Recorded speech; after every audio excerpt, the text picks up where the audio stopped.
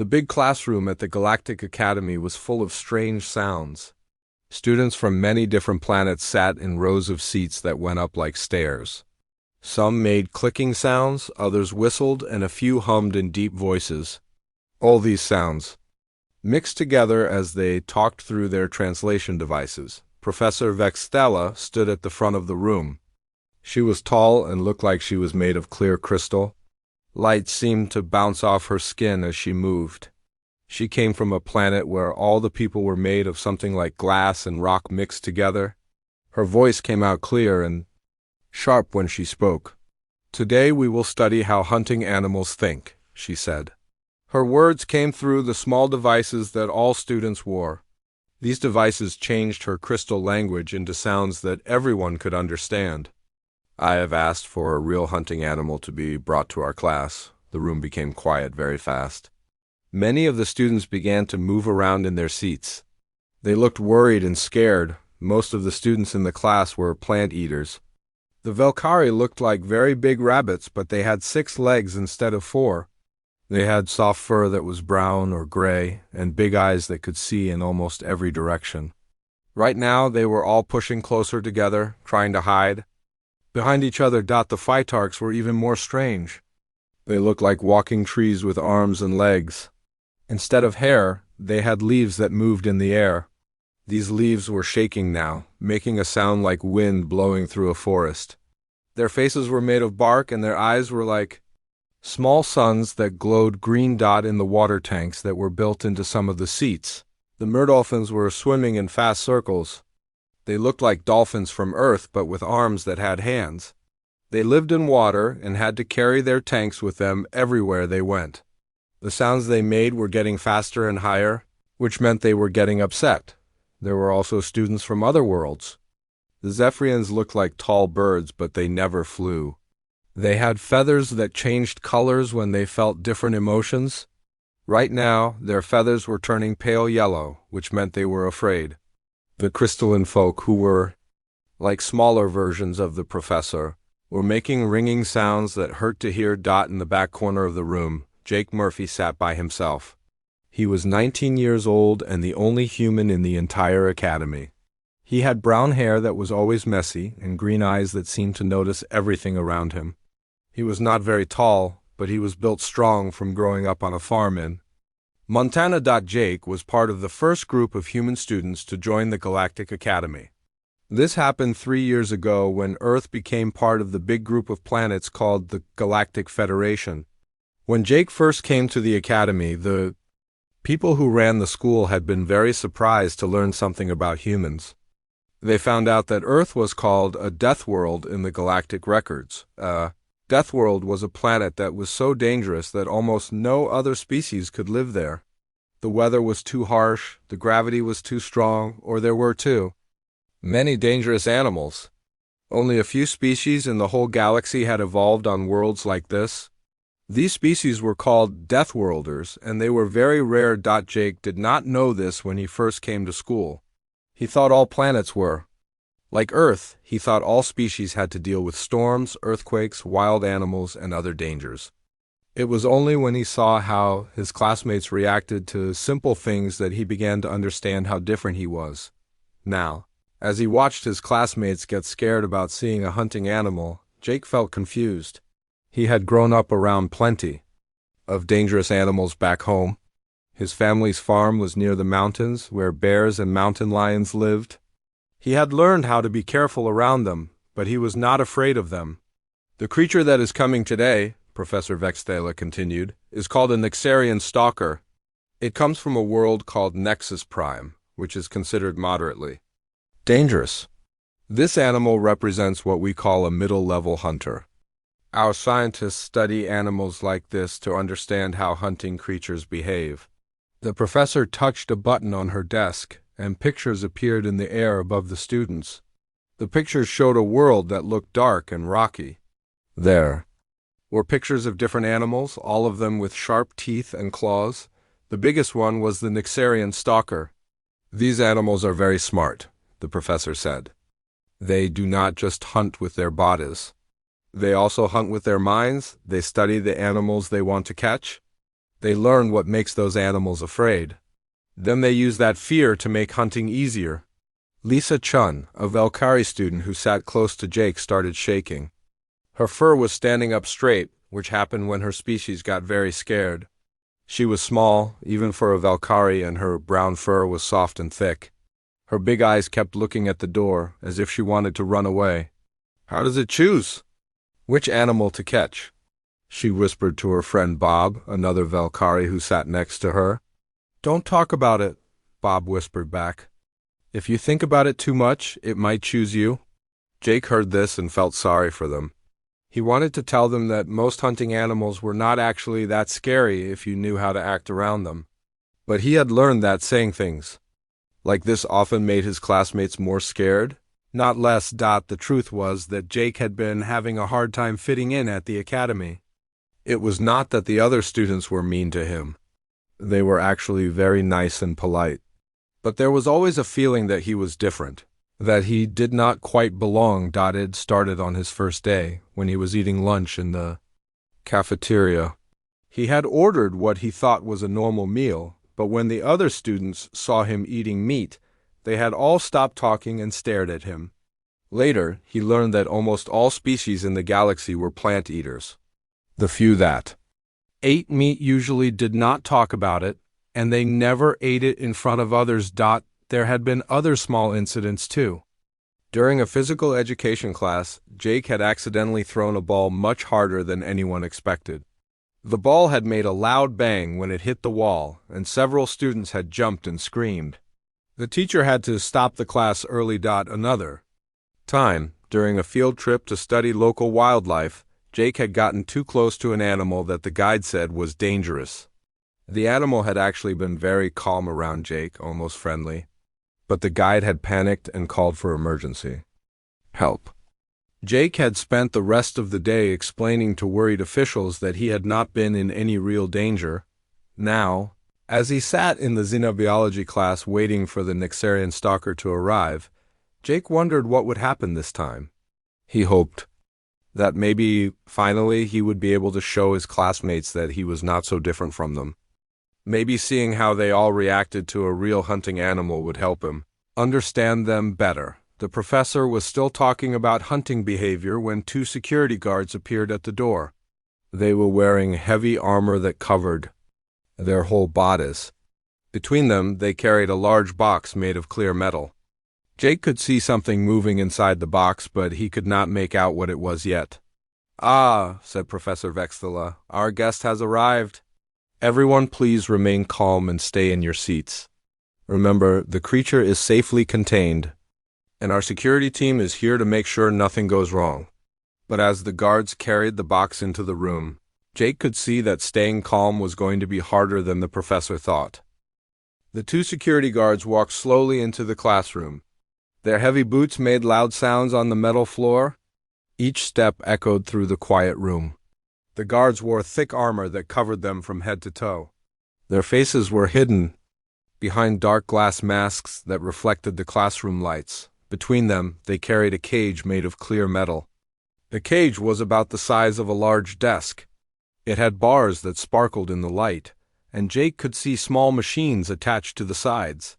These machines were probably there to keep the cage locked and to watch what was inside. All the students in the room stopped talking. Even the quiet sounds of breathing seemed to get softer. Everyone was staring at the cage, trying to see what was inside it. The guards set the cage down on a strong table at the front of the room. As soon as they moved away, everyone could see the creature inside clearly. The Nyxarian stalker was about the size of a big dog. Its body was long and thin, built for moving fast and quiet.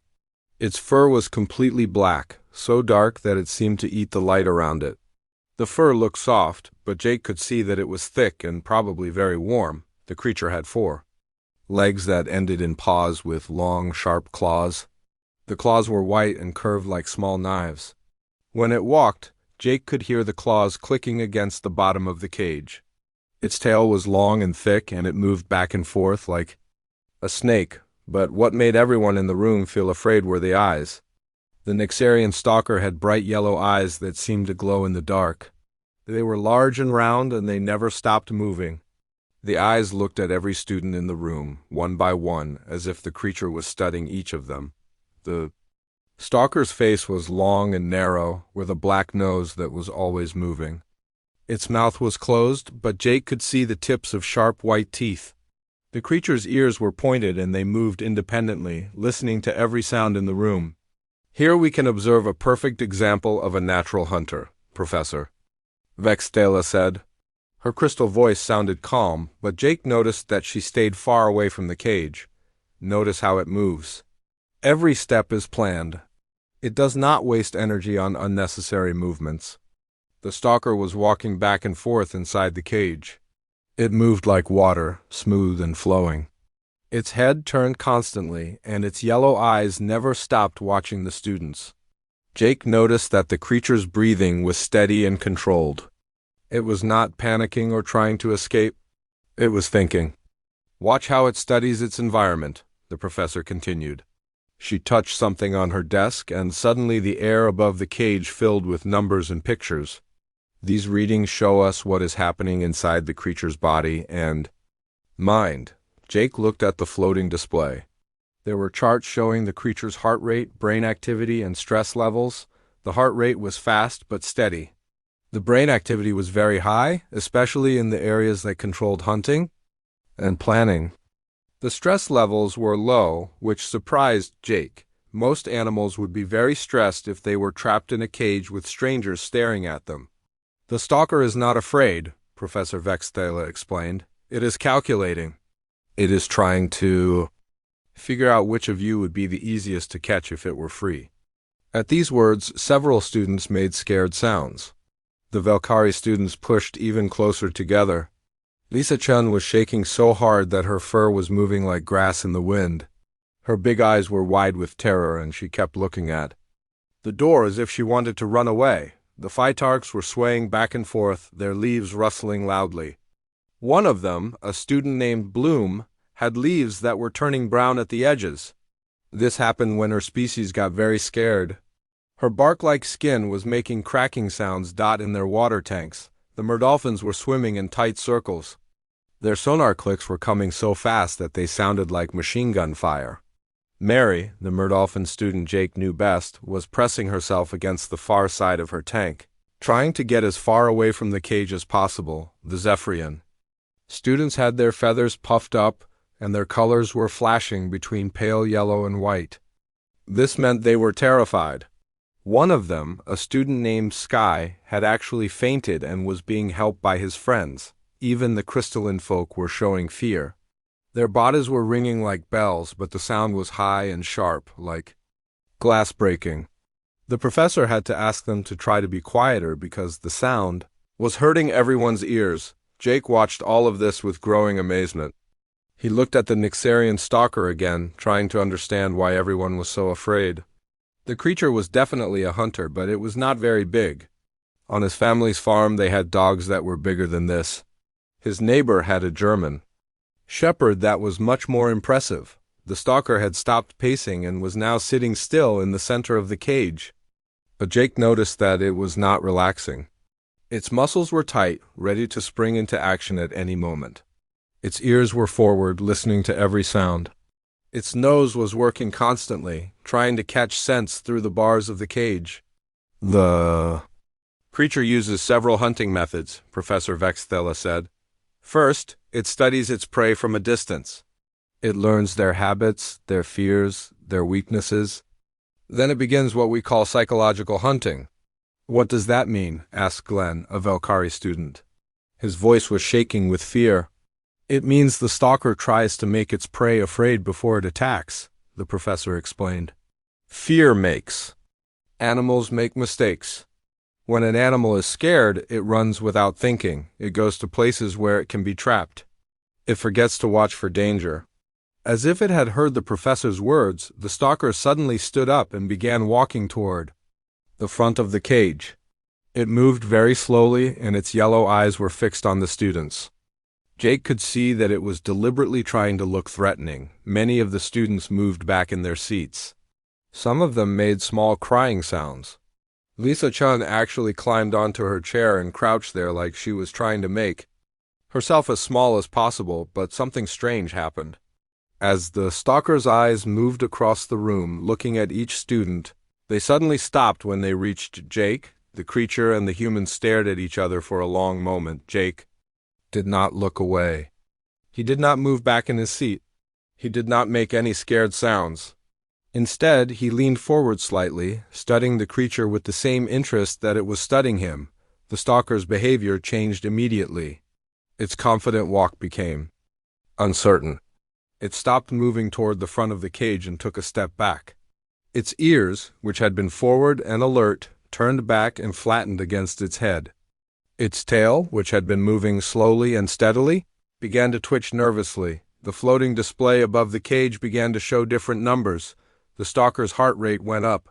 Its stress levels, which had been low, began to climb quickly. Its brain activity changed too, showing patterns that the professor had said meant fear. "This is very strange," Professor Vexella said, looking at the readings. "The stalker appears to be becoming distressed. This is not normal behavior for this species." Jake noticed that every student in the room was now looking at him instead of the stalker. They seemed confused and surprised. Jake realized that he was the only person in the room who was not showing fear. While all the other students had moved away from the cage, he had actually moved closer. The stalker was now pressed against the back of the cage, as far away from Jake as it could get. It was making a low whining sound that Jake had never heard from a hunting animal before. The creature looked almost scared. "Mr. Murphy," Professor Vexella said, "could you please explain why you are not afraid of the stalker?" Jake looked around the room at all the frightened faces staring at him. He realized that he was about to say something that would change everything, but he also realized that he could not lie. "Well," he said slowly, "where I come from, this would not be considered a very dangerous animal." The classroom became completely silent. Every student stared at Jake with wide eyes. Even the small sounds that the different species usually made had stopped. The only noise was the soft humming of the machines that kept the cage locked. Professor Vexella's crystal body seemed to shimmer more brightly. This happened when her species was surprised or confused. She looked at the floating display above the cage, then at Jake, then back at the display again. "What do you mean, Mr. Murphy?" she asked. Her voice sounded different than usual. There was something in it that Jake had never heard before. It might have been worry. Jake stood up slowly. He could feel everyone watching him as he moved. The stalker in the cage pressed itself even further against the back wall. The creature's yellow eyes were still fixed on Jake, but now they looked afraid instead of threatening. "I mean that where I come from, on Earth, we have animals that are much bigger and more dangerous than this one," Jake said. He tried to speak clearly so everyone could understand. "A Nexarian stalker is about the size of what we call a medium dog. We have hunting animals that are much larger." The room erupted in shocked whispers. Students began talking to each other in their own languages. The translation devices were working overtime, creating a mix of sounds that filled the air. Bloom, the Phytarch student, raised one of her branch-like arms. Her leaves were still brown at the edges from fear, but now they were also rustling with curiosity. "You mean your planet has creatures like this living wild?" "Yes," Jake answered. "And bigger ones, too. We have animals called bears that can weigh over 800 pounds. That's about as much as 4 of these stalkers put together. We have cats called tigers that can jump over 30 feet and run faster than most of our vehicles." The whispers became louder. Some students were making sounds that Jake had learned meant disbelief. Others were making sounds that meant fear. Lisa Chen was staring at Jake like she had never seen him before. "Are you saying," said Glenn, his voice shaking, "that your species lives on the same planet as these giant hunting animals?" "We don't just live on the same planet," Jake said. "We live in the same areas. My family's farm is in the mountains where bears and mountain lions live. I've seen them many times." The stalker was now making small whimpering sounds. Jake had never heard a hunting animal make sounds like that before. It was pressed so hard against the back of the cage that it looked like it was trying to push through the bars. Professor Vexella was studying the readings above the cage. "The stalker's stress levels are extremely high," she said. "This is very unusual behavior. Mr. Murphy, what happens when your species encounters these large hunting animals?" Jake thought carefully about his answer. He wanted to be honest, but he also did not want to scare his classmates more than they already were. "Well," he said, "we've learned how to be careful around them. We know not to get too close. We know not to run, because that makes them think we're prey. We know how to make ourselves look bigger and more threatening if we need to." "More threatening?" asked Mary from her water tank. Her sonar clicks had slowed down, but they still sounded nervous. "How do you make yourself look threatening to a giant hunting animal?" Jake demonstrated by standing up straight and spreading his arms wide. "Like this, we make ourselves look as big as possible. We make loud noises, we throw rocks or sticks. Most of the time, the animal decides we're not worth the trouble and goes away." The entire class was staring at him with amazement. Even Professor Vexella seemed stunned. "You throw things at the hunting animals?" she asked. "Only if we have to," Jake said. "Most of the time, we just avoid them. But humans are pretty good at throwing things accurately. We've been doing it for thousands of years." Sky, the Zephyrian student who had fainted earlier, was now awake again. His feathers were flashing between colors so fast that Jake could barely keep track. Are you a hunting species?" he asked in a very quiet voice. This was the question Jake had been hoping to avoid. He looked around the room at all the scared faces. He thought about lying, but he knew that would only make things worse later. "Humans are omnivores," he said. "That means we eat both plants and animals?" "We're not just hunters, though. We're what scientists call persistence hunters." "What does that mean?" asked Bloom. Jake sat down on the edge of his desk, trying to look less threatening. "It means we don't hunt by being faster or stronger than our prey. We hunt by never giving up. We can run for hours and hours without stopping. We chase animals until they get too tired to run anymore." The silence in the room was so complete that Jake could hear his own heartbeat.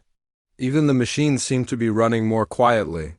"Your species hunts other animals by running them to death?" Professor Vexella asked. "We used to," Jake said. "For most of our history, that's how we got food.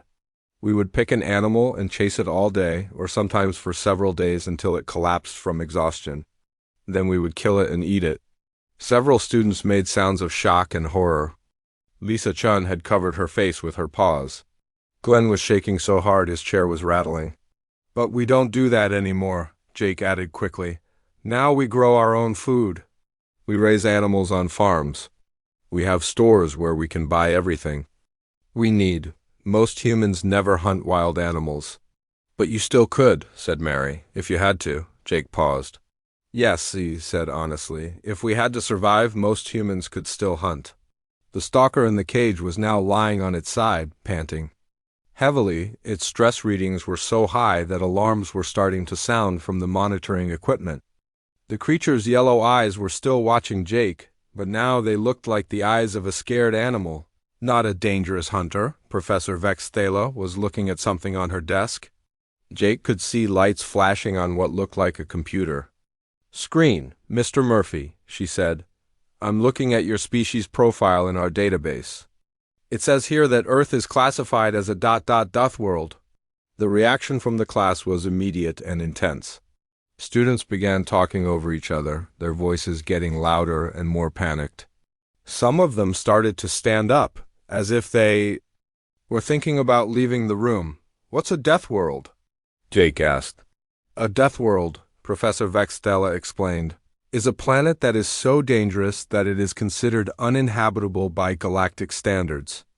The weather is too harsh, the natural disasters are too frequent, or the predator density is too high for most species to survive." She touched her desk again, and a new display appeared in the air. This one showed information about Earth. "According to this data," she continued, "Earth has a gravity level that would crush most species. It has weather patterns that change rapidly and without warning. It has frequent earthquakes, volcanoes, hurricanes, and other natural disasters. And it has a predator density that is rated as extreme." Jake looked at the display with surprise. He had never thought of Earth as particularly dangerous. To him, it was just home. The database says that 97% of known galactic species could not survive on Earth for more than a few days, Professor Vexella said. Species that evolve on Deathworlds are called Deathworlders. They are extremely rare. How rare? Jake asked. In the entire Galactic Federation, there are only 3 confirmed Deathworlder species, she said. And until 3 years ago, we thought. There were only 2. The class was completely silent now. Everyone was staring at Jake with a mixture of fear and fascination. He felt like an animal in a zoo, being studied by curious visitors. So, said Glenn very quietly, humans are Deathworlders. Yes, Professor Vexella confirmed.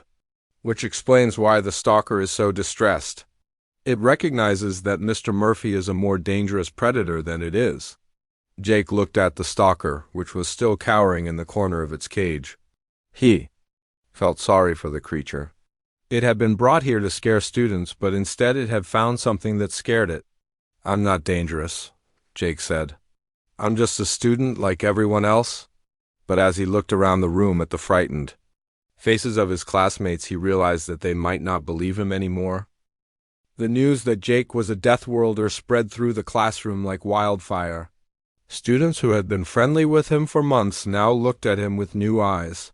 Some seemed afraid, others curious, but all of them seemed to see him differently than they had just minutes before. Lisa-chan, who had often sat next to Jake during lunch, was now pressed against the far side of her chair. Her brown fur was still standing on end, and her big eyes kept moving between Jake and the door. Her friend Bob had moved to a seat several rows away, leaving her alone but giving himself a clear path to escape if needed. The Phytarchs were swaying more violently than before. Their leaves were making so much noise that it sounded like a windstorm. Bloom had turned her back to Jake completely, which was something her species did when they felt threatened. Her bark-like skin was making small cracking sounds that meant she was very stressed. In their water tanks, the Murdolphins had all moved to the sides farthest from Jake. Mary, who had been one of his closest friends at the academy, was swimming in tight circles near the bottom of her tank. Her sonar clicks were coming in short, nervous bursts. The Zephyrian students were the most dramatic in their reaction. Their feathers were flashing through color so quickly that it hurt to look at them.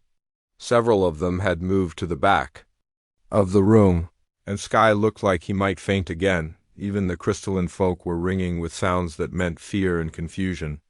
Their crystal bodies were reflecting light in sharp, angry patterns that made rainbows dance across the walls. Professor Vexella was busy reading more information from her computer.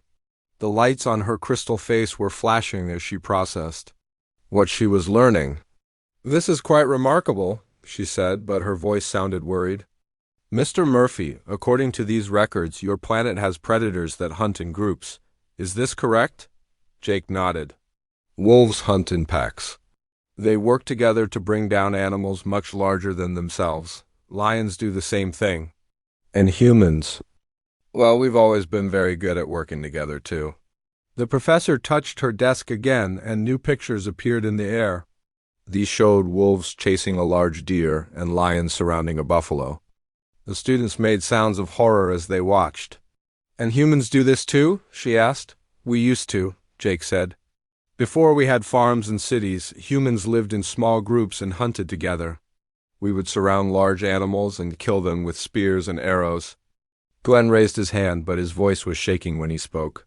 How big were these animals that humans hunted? Jake thought about this. Mammoths were probably the biggest. They were like elephants, but covered in thick fur and much larger. Some of them were over 12 feet tall. The classroom filled with gasps and shocked whispers. Several students made sounds that meant they could not believe what they were hearing. You're saying, said Mary from her tank, that your species, working in groups, could kill animals that were 10 times your size? Yes, Jake said, but that was a long time ago. We don't hunt mammoths anymore because they're all dead. Did humans kill them all?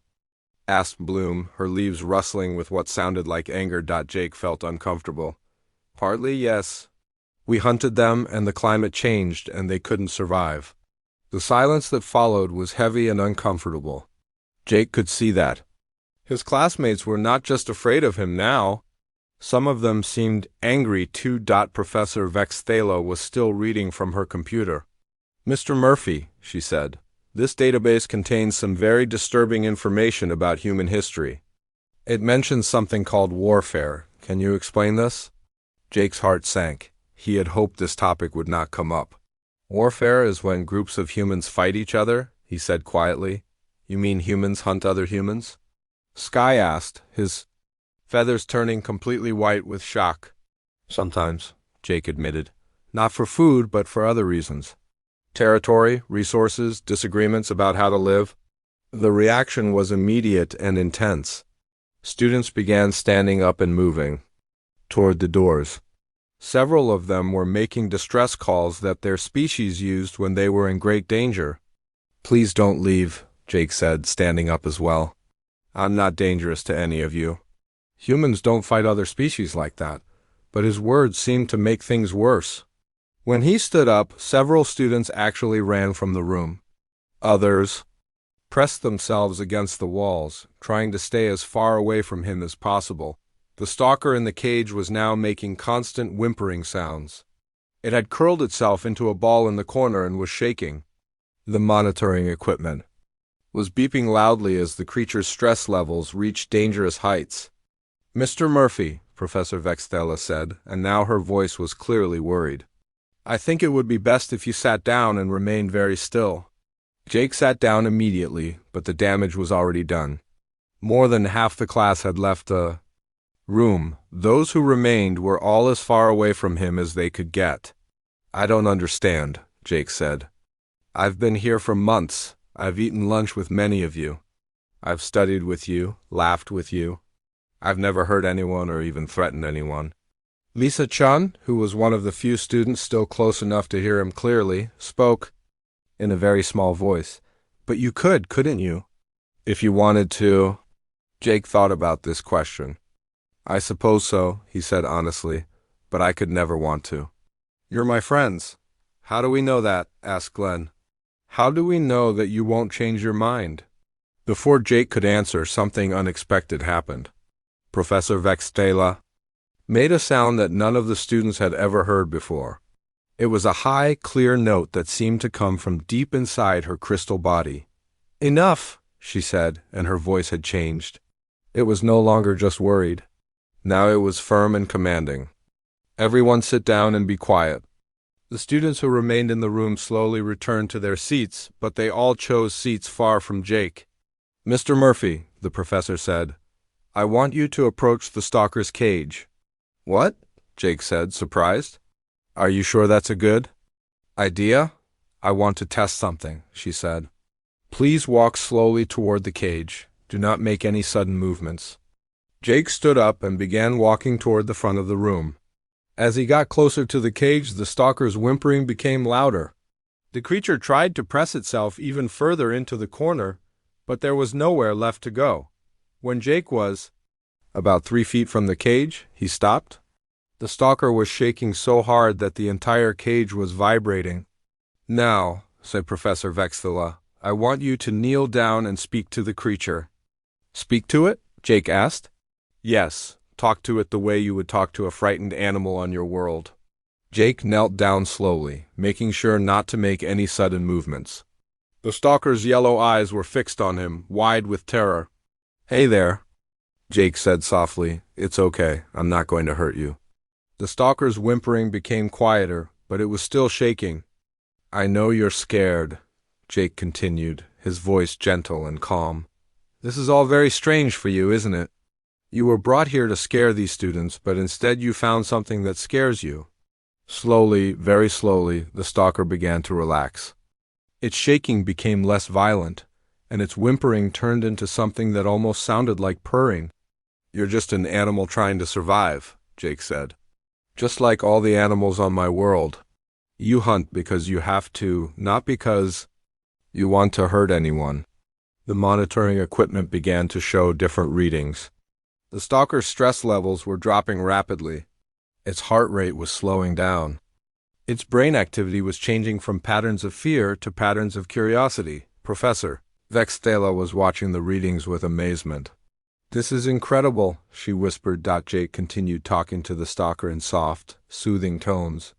"We understand each other, don't we? You know I'm a hunter too. But you also know I'm not hunting right now." To everyone's amazement, the stalker slowly began to move toward the front of the cage.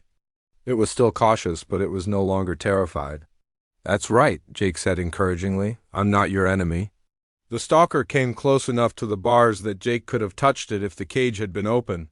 The creature sniffed carefully at the air near Jake, its black nose working to understand his scent. Then something happened that made everyone in the room gasp.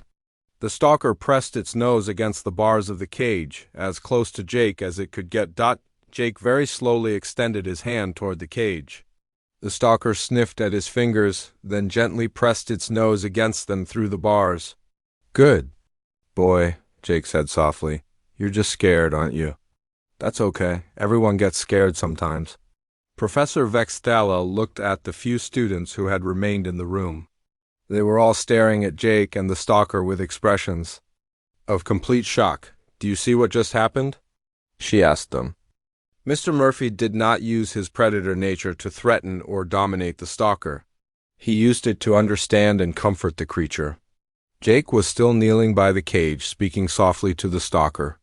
The creature had stopped shaking completely and was making soft sounds that almost sounded like contented sighs. "This," said Professor Vexella, "is why humans are so remarkable."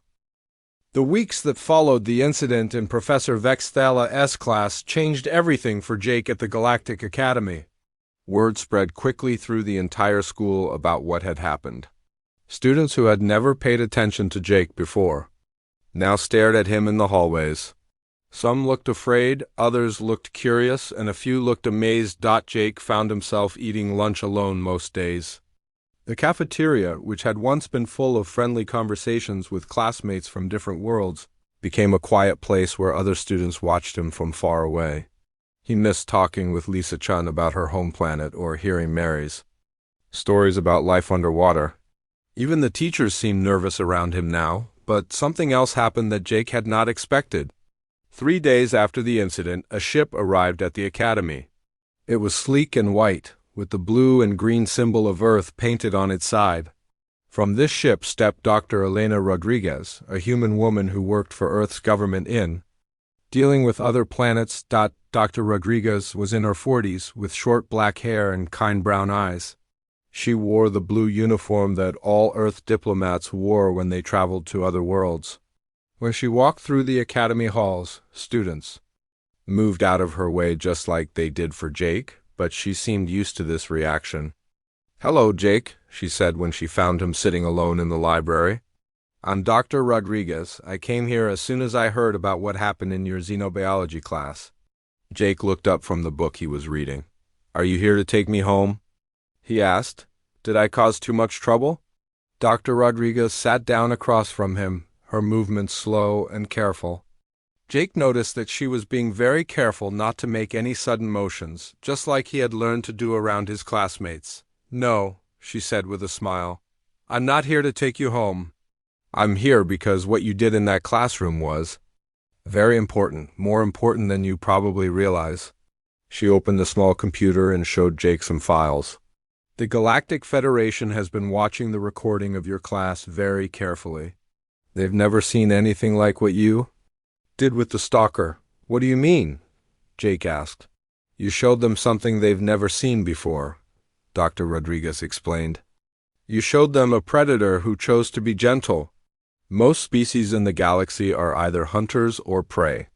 They don't understand how someone can be both dangerous and kind at the same time." Over the next few days, Dr. Rodriguez gave several presentations to groups of students and teachers at the academy. Jake was invited to attend these presentations, and slowly some of his classmates began to come to them as well. "Let me tell you about humans," Dr. Rodriguez said to a packed auditorium. Jake sat in the front row, still feeling uncomfortable about being the center of so much attention.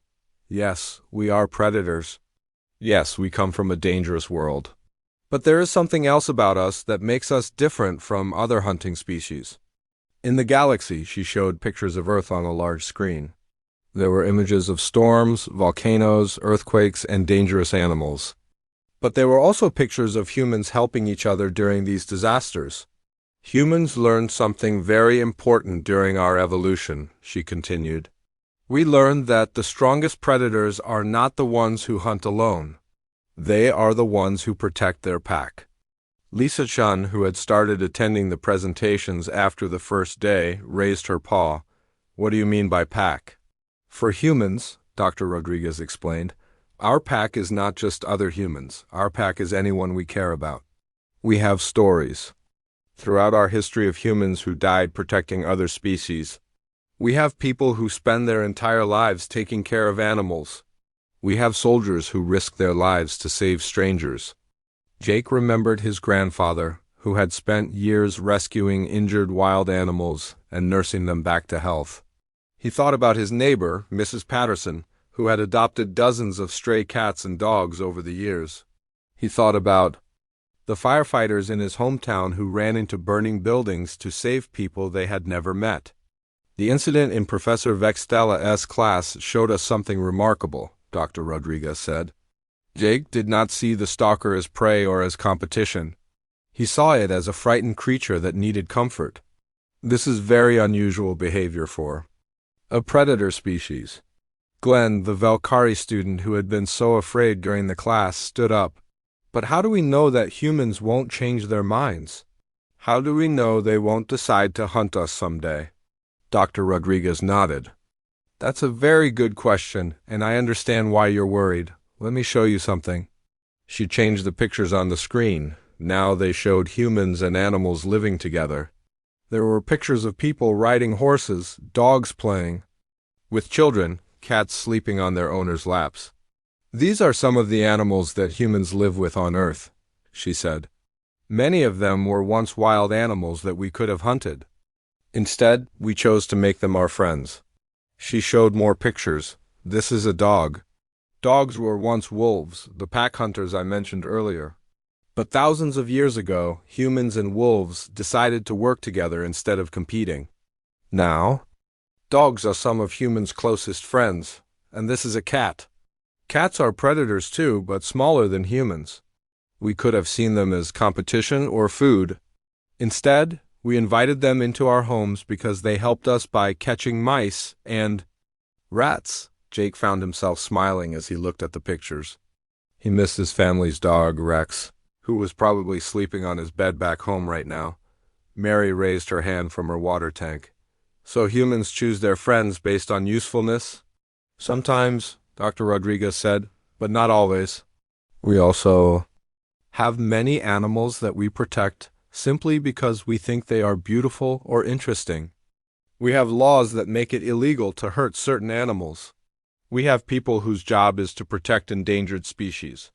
She showed pictures of humans working with whales, tigers, and other wild animals. We learned that being a predator doesn't mean you have to hunt everything you can. It means you have the power to choose what you do with your strength. Professor Vexella, who had been attending all of Dr. Rodriguez's presentations, stood up. Dr. Rodriguez, what you're describing sounds like humans have evolved past their predatory nature. Not exactly, Dr. Rodriguez replied. We still have our predatory instincts. Jake proved that in the classroom. The stalker recognized him as a dangerous hunter immediately. But we've learned to use those instincts for protection instead of hunting. She clicked to a new slide that showed human soldiers, police officers, and rescue workers. These are humans who use their predatory skills to protect others. They are still hunters, but they hunt criminals, disasters, and dangers instead of innocent people. Jake thought about his uncle, who was a police officer back home. He thought about how his uncle talked about his job, how he saw himself as someone who protected people who couldn't protect themselves. The Galactic Federation has been discussing something, Dr. Rodriguez said. They want to invite humans to join their security forces. Who better to protect peaceful species than predators? Who have chosen to be protectors? The auditorium buzzed with quiet conversations as students and teachers discussed this idea. Bloom, the Phytarch student, raised one of her branch-like arms. What about Jake? What happens to him? Dr. Rodriguez smiled and looked at Jake. That's up to Jake and his classmates. The Federation hopes that Jake will stay and continue his studies. They think that having a human student here will help everyone understand that being different doesn't mean being dangerous. After the presentation, Jake found himself surrounded by his classmates for the first time in weeks. They still seemed nervous, but they were no longer afraid. Jake, Lisa Chun said quietly, I want to apologize. I was scared of you after I learned what you were. But you're still the same person who helped me with my math homework and shared your lunch with me when I forgot mine? Glenn nodded. You never acted like a predator toward us. You acted like a friend. Mary swam close to the edge of her tank. Can you tell us more about Earth? I want to understand where you come from. Jake smiled, feeling happier than he had in weeks. I'd like that, he said. Maybe I can help you understand that being strong doesn't mean you have to be scary. In the weeks that followed, Jake became something new at the Galactic Academy. He was still the only human, still the only Deathworlder, but now he was also a bridge between different types of species. Students came to him when they had questions about predators. Teachers asked him to help explain hunting behavior in their classes. The Nexarian stalker, which had been scheduled to be returned to its home planet, was instead given a permanent home at the Academy. Professor Vexella had requested that it stay for further study. The creature had become calm and friendly, especially around Jake. Students often came to watch Jake interact with it, learning that even dangerous animals could be gentle when they were treated with respect. Jake started a new club at the Academy called Understanding Predators. Students from all different species came to learn about hunting animals from across the galaxy. They learned that most predators were not mindless killers, but intelligent creatures trying to survive. Most importantly, Jake learned something about himself. He was a predator, yes. He was dangerous potentially, but he was also a protector, a friend, and a bridge between worlds. He was proof that being strong